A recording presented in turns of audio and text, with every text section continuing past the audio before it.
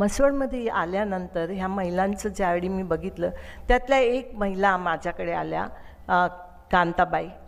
त्या विळे बनवायचं काम करत होत्या आणि त्यांनी मला सांगितलं की मला बचत करायची आहे. मला असं वाटलं की त्या रस्त्यावर राहत आहेत, ते त्यांचं घर नाही आहे, ते विळे बनवत आहेत आणि भाथ्यावर काम करत आहेत आणि त्यांच्याकडे बचतीसाठी पैसे तरी आहेत का.